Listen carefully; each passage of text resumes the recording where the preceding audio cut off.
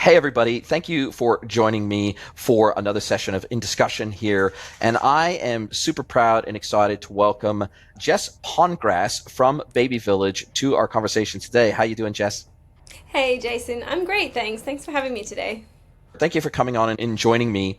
And we've been working together for a few months now. And back in the day when I was still working in agency land, that's how we originally met. And I started working with you guys and the Baby Village team at that time. We did some initial consulting work. We did some initial architecture work. And then with the agency I was working at the time, did the initial build of your e-commerce website and some custom system integrations and some other things. And we had a really good working relationship. And then a few months back, this is when we originally started working together. This is going back like a couple of years ago. And then you reached out to me 3-4 months ago and you said, hey, Jace, we'd love to work with you again. And we'd love to get you in to support us through some decision-making processes that we need to make internally and some prioritization processes that we need to do internally. So maybe you can share with the audience more than anything else how you arrived at the decision. Well, what I love about you guys, first of all, is that you're very decisive. When you make a decision, you're super decisive. And that sometimes is difficult when you're in retail, right? Because you got a lot of influences. But secondarily, you're willing to take on advice from multiple different parties, distill that down internally, and then make the decision that is best for you and your business off the backside of that. So you don't outsource the decision making, you don't outsource the strategy, but you're willing to take on advice. And I think that's a really nice balance to strike, and it's a hard one to strike for most retailers, but you guys seem to nail it. So how have you been able to achieve that level of balance? But secondarily, when you start thinking about the people you want to work with, what lens do you look through when you do that? Oh, there's a few questions to unpack in there. I throw everything at the wall. Yeah, go for it.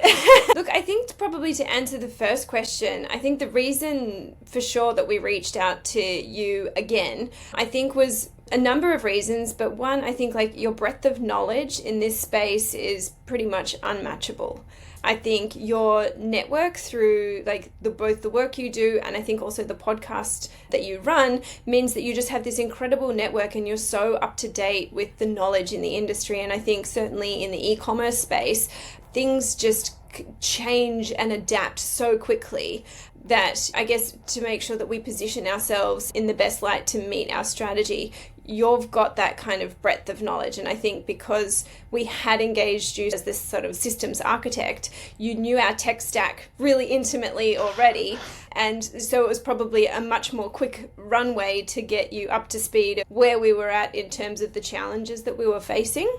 I think beyond that, we don't have any in-house high-level technical knowledge. We're like business owners. And so I think we outsource that knowledge piece and advice piece to, and choosing you as an independent source for that. So like we have an SEO agency that we work with, we have a development agency that we work with. And sometimes we find ourselves in a position where there's competing advice from those two parties. And so I think then it's really valuable to get that independent viewpoint to say, okay, let's unpack this and see which solution is the best solution. And I think that sort of, again, was the third piece is like, we know broadly what our strategy is. And there's always a laundry list of things that you can do to optimize your website and to add cool new features that maybe your competitor has or someone in another industry who is at the forefront of doing what they're doing. So at the same time, we had some sort of challenges that we were trying to meet and some sort of optimization tools that we were looking at. And so I think engaging you to be able to help navigate through, as you said, the prioritization of what are the must-haves, what are the nice-to-haves, and then from that, let's distill down to 2 or 3 products or options that are going to meet those needs. And then I guess looking at what kind of timeline and resource is actually going to be required to action those things. And I think you've done a really good job of moving. You can stay high level, but you also are really good at dipping down into the minutia when you need to, but not living there.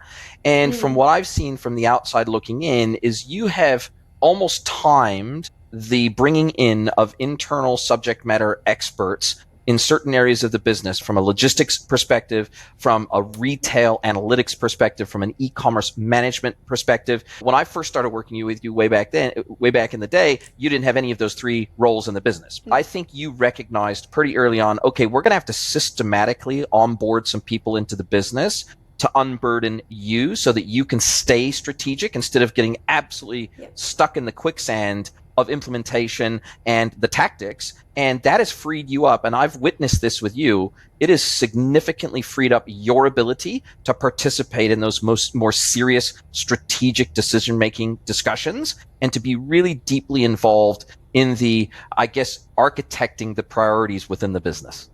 Yeah, absolutely. Thank you. It's nice to hear that feedback, and certainly I would suggest that as a framework as like businesses like us who, you know, are growing, take on that pathway, because at the same time you want to balance your ability to manage your business and keep your finger in each pie to make sure that the right things are happening. You do need to be able to free up your time, because you can't be all things to all people all the time. No, you certainly cannot. And I think, and look, I think the other thing that you have absolutely nailed that will hopefully be useful more broadly is the fact that you were able to, for lack of a better term, bucketize the challenges that you were facing as a business, and also look at that through the context of, okay, where are also our biggest opportunities at the same time? Okay, we're facing some challenges here, but we've also got these buckets of opportunity over there. So when you look at your business from this 50,000 foot view, how are you guys trying to stay as equally focused on the opportunities as the challenges? Because sometimes there's fires to put out on the challenging side, but then there's always an opportunity cost to that, right? That means that at some points you're maybe not executing on all the opportunities you could, but that's a real delicate balance, isn't it? Oh, for sure. And I think that is certainly the biggest challenge, is being able to, I guess, run those kind of projects in parallel, because you're always constrained by some bandwidth, right? Either it's a financial resource, or it's a physical resource, or it's even a technological resource. So there's things that are on our roadmap that we actually just can't advance because the tech is not quite there yet to support those next steps. So I think, look, and I think not getting despondent as well. I think just being able to keep pivoting. And I think in our business, I think we do that really well. We're able to pivot and take the opportunity, or say, actually, we've gotten to a great place with this challenge. Let's pivot and put a little bit more resource into the opportunity bucket and advance that, while there's maybe like a piece of work that the developers, it's 8 weeks. Oh, great. Okay. So in that weeks, we can turn our focus to getting this other project up and running. And so it's really being able to, prioritize and good, I guess, time management.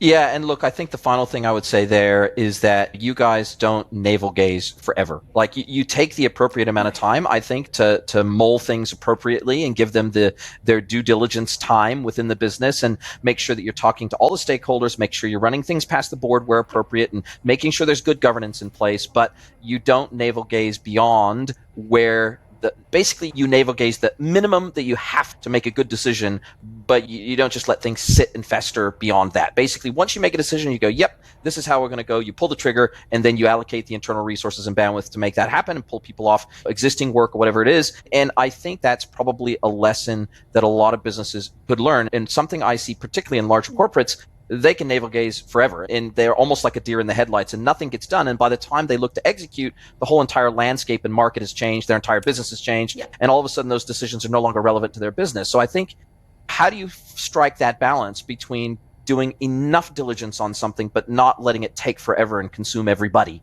I think just taking that mentality that we're going to make the best decision that we can with the information that we have to hand, and just not being in that kind of second guessing mode or that what if mode, because otherwise, like, you actually just will not keep progressing.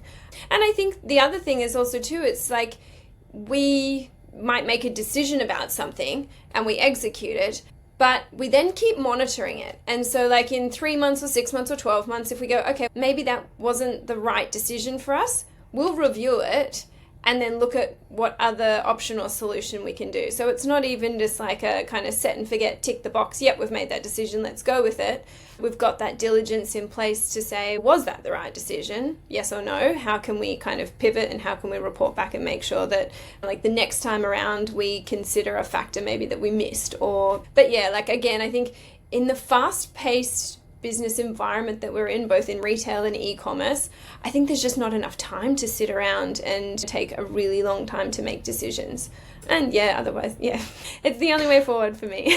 Yeah, and look, I think you've absolutely hit the nail on the head. I think, you've got to do the right thing by the business and have good governance, but by the same token, you can't punish yourself if one of those decisions ends up. The flip side of that coin of making fast decisions is that sometimes you're going to get it wrong, because you can't do all of the diligence because you stay in diligence mode forever. But by the same token, what you said, I think, is equally important. You can't then punish yourself. If you want to fail fast, a lot of businesses say they want to fail fast, but then they punish the team when they do fail. And I think that is those are the antithesis of each other. If you want the team to fail fast and fail forward, then you have to give them the grace, the support, and I guess the encouragement to say, hey, look, we all agreed with this decision at the time because we made the most informed decision that we could, but we're not going to punish ourselves if we occasionally get it wrong. So long as on balance we get it more right than we get it wrong, then I think we've struck a pretty good balance. Would you agree with that approach? Absolutely. And I think we safeguard ourselves in that process by engaging someone like you who has the information to support us in our decision making. And I think like critically, like we've got great partners that we work with, but then yes, I think engaging your knowledge and your network and the ability to be able to soundboard and have that decision-making assistance is what puts us in the position to most confidently make decisions much quicker. Look, I certainly didn't solicit those kind words, but I'll take them and I appreciate them and I'm very grateful for them. Look, it has been an absolute joy and a pleasure working with you guys again these last few months. I'm super excited for the future of Baby Village in Australia. And look, if people want to find out more about your business, they can go to babyvillage.com.au. You're based in Australia, and they can find out more. And if they want to, obviously, if they're in the market for some baby products, then they should definitely go and check you out, especially if they're in the ANZ region. And I just thank you for opening the kimono and sharing from your deep pool of experience with me today. I really appreciate your time. Yeah, thanks, Jason. And look, I think I'd probably add to that as well is that being in business is hard, and being like a family business owner and a small business owner and a female business owner. So I'd even open that out even further. If there are any small business owners, female business owners who want to talk about their tech stack or how to make these decisions, and like I'm open to that as well. So I'm on LinkedIn /Jess Pongrass. You can find me. So yeah, more than happy to have those kind of conversations and connections as well. Wow, thank you for being so open to lift up the next generation of entrepreneurs trying to do the right thing and trying to make fast decisions in this fast-paced world. And thank you for sending the ladder back down again. I think that's what all of us who have been doing this for a while now, I think that's what we should all be trying to do, because at the end of the day, a rising tide floats all boats. If the general consumer has confidence in e-commerce, if they have confidence that they're going to get treated right, they have confidence that they're going to get good value for money out of their e-commerce experience, then that can only be good for all of us at the end of the day. Agreed. Yeah.